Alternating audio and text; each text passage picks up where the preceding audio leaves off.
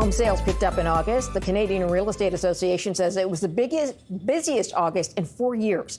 Let's go through some of the numbers with Phil Soper. He's CEO of Royal LePage. Thanks for coming in. My pleasure. Okay, so I'm surprised that it was this busy because people are expecting a rate cut. I thought maybe people would hold off. Clearly not. Would this be sort of families who want to get settled before back to school, that kind of thing? Yeah, there's definitely some of that, although we don't normally see the pickup from July to August that we did. It was highly unusual.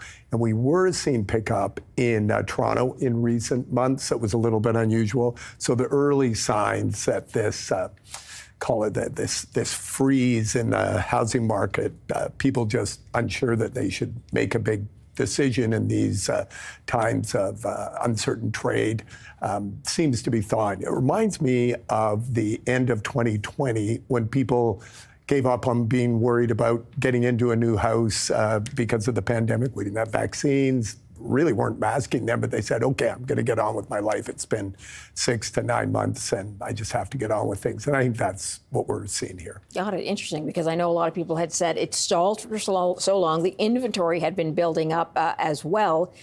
Is the inventory sitting? I mean, if people were buying more, that's great, but have they been able to pick up a lot of that sitting inventory that's been sitting for months? We see, if you look nationally, we did see a big flow of new housing come onto the market over the last 4 weeks, which is very important for back to school, September, the fall market. So it was ahead of sales, but they're both up more than we normally would see at the end of summer. Talk to me about BC and Ontario, so Toronto and Vancouver, Sure. Because I know they've been not the norm for other sort of big cities across the country. What did you see there in August? Well, Toronto started to improve with the exception of the 416 condo market, which is a different story, supply and such. But overall, the GTA started to improve early summer. July was a really strong month. It sort of treaded water this month, but Vancouver was a laggard. It was the one city in the country, one big metro area that really hadn't done anything for 3.5 years. So it's good to see the market moving again, which is what we saw in August. It was probably the biggest contributor to the national lift we saw. Prices have also been slowly sliding in the major markets. What are you seeing on that side? Well, 3.5% we gave back overall Canada housing stock. That could be made up in 1 quarter in the kind of recoveries we've seen in the past. It's not a very big number. Overall, over the last 3.5 years of housing market correction, housing has remained stubbornly resistant to downward pressure. Let's talk about the fall, because you said if August is a little unusual, it's not usually as busy. Does that indicate a stronger or a weaker fall? Oh, no, I think stronger, particularly if we get the rate cut as we expect tomorrow. The rate cut is baked into a lot that happens in professional markets, but not in consumer behavior. The rate cut will trigger a flurry of buying activity. It always does.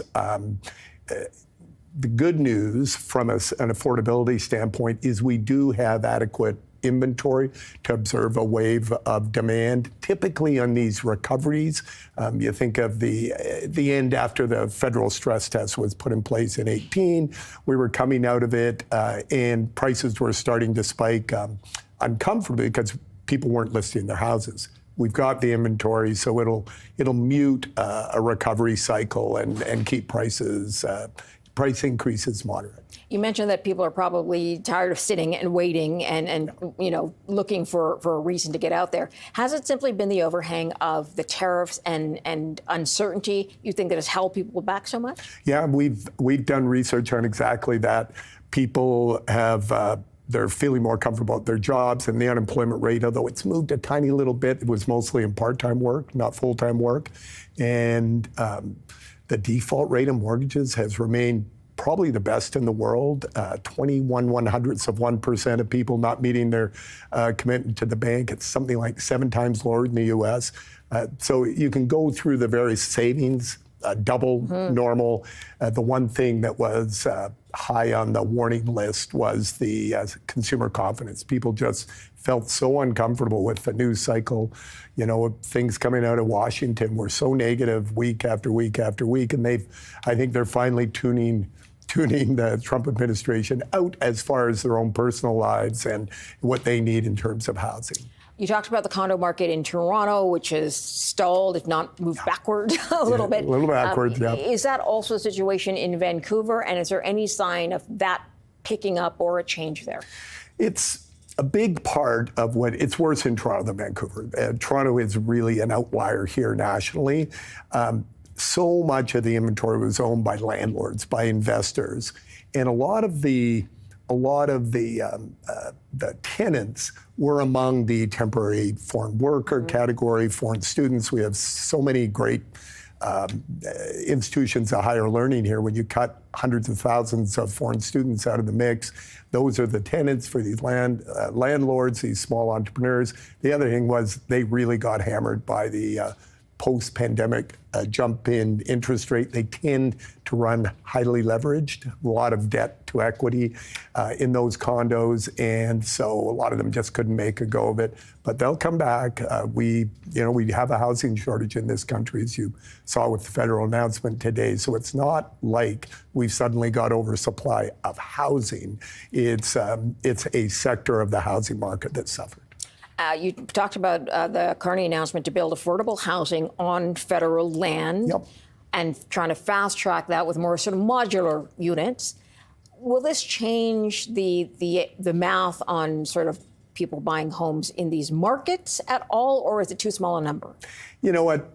It's a really cool set of policy that's got the Buy Canadian, the lumber industry, construction, manufacturing, AI, all these different things come together in this piece of policy. So kudos to the architects of the legislation or the strategy. But we've had federal policy focused on building on federal lands before that hasn't really transpired into active places that you can hand the keys over to people.